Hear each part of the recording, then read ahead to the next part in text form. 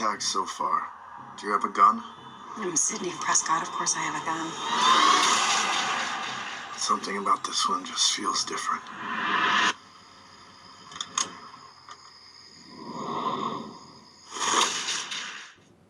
Hello everybody, welcome back to Screenstars. I'm here today to bring you my review for the 2022 Scream sequel, simply titled Scream.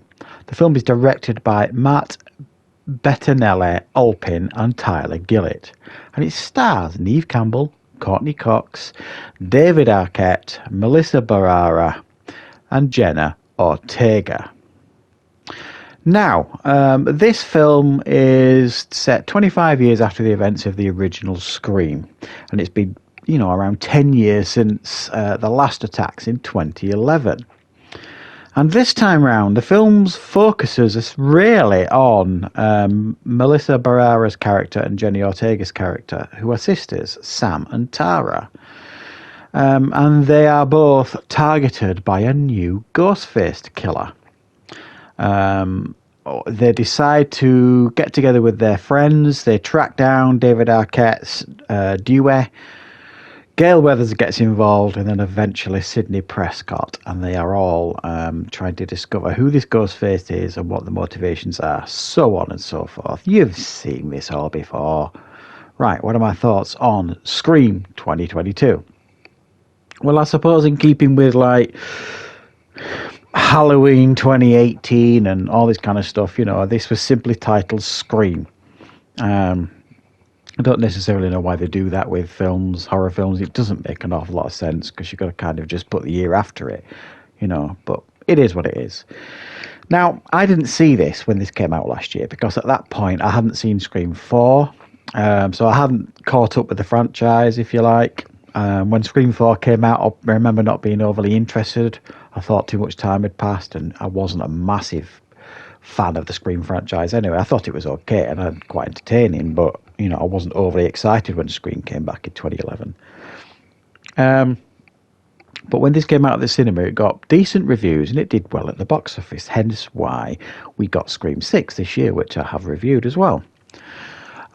So I've been catching up with the franchise. I will be reviewing them all, like explained in Scream 6 and kind of countdown now to Scream 2 on my reviews. And this one I thought was good. I mean, very much a repackaging, obviously, of the other Screams. But I think what does freshen this one up a little bit is there's been a lot of time passed since the last film. And the legacy characters, as they call them these days in these type of movies, are kind of take a back seat in a lot of ways to the fresh blood that they put into this film, namely Melissa Barrera and Jenna Ortega. And Jenna Ortega is arguably one of the hottest actresses in the world right now, from her appearances in the Scream films and the Wednesday stuff on Netflix and what have you, which I haven't seen. And they really do energize this film, these two characters. And I think the franchise definitely needed that. It needed the fresh blood, and it was a smart move. Now, this is the first one not to be directed by Wes Craven, because he passed away in 2015, I think it was. But the film is very respectful of Wes Craven. They even dedicate the film to Wes Craven, which you would expect. And again, that fresh set of eyes on the film, I think, helps it as well. Not that I think, Wes Craven, was doing a bad job with the Scream films. It's Wes Craven. I don't really think he could do a bad job if he tried. But, I think sometimes a franchise needs fresh ideas and a fresh, set of creative eyes or whatever, however you want to phrase it. And I think this film does feel fresher. It is well made, very entertaining. If you like, slasher films and the Scream films, there is an awful lot here to enjoy for sure. I think it almost feels like, to me, you've got Scream 1 and then you've got Scream 2, and Scream 2 kind of was talking about Scream 1 and then saying, well, we're in a sequel now. This, everything is escalated in a sequel. You get an almost identical scene in this one. And it just, it felt like Scream 2 in a lot of ways. So it is good, this, but at this point, the blueprint is well established, is what I want to say. You could argue it is getting tired, for sure, which is why they obviously, I think, tried to freshen it up by setting Scream 6 in New York, and I think to a large extent that did work. I think it's almost like the Halloween franchise now, Haddonfield, who would want to live there? Nobody. You'd be packing your bags and you'd be moving, wouldn't you? It's like, Woodsboro. How many Ghostface killers and how many people can get killed in that place before people decide, I'm out, I'm moving somewhere else. So it again, it's stretching that believability factor to a large degree.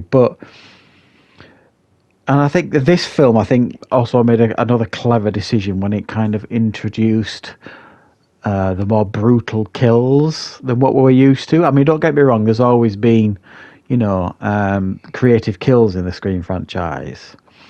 But they've really upped the violence, I think, for this one in particular. It really did stand out to me. Like, some of the kills were very graphic, and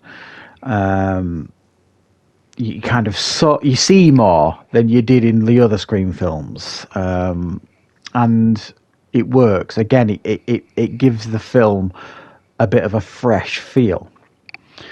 There is a death of a legacy character in this one. And if you don't know, I'm not going to tell you who it is, but it is very impactful. It does work. And there are a lot of sequences in this film that I thought were effective, tension-filled. However, I think the only real legacy character that worked in this one for me is the David Arquette character, Dewey. Because it feels like his character has evolved, if you like, to a large degree. He's not the character you recognise from the previous films.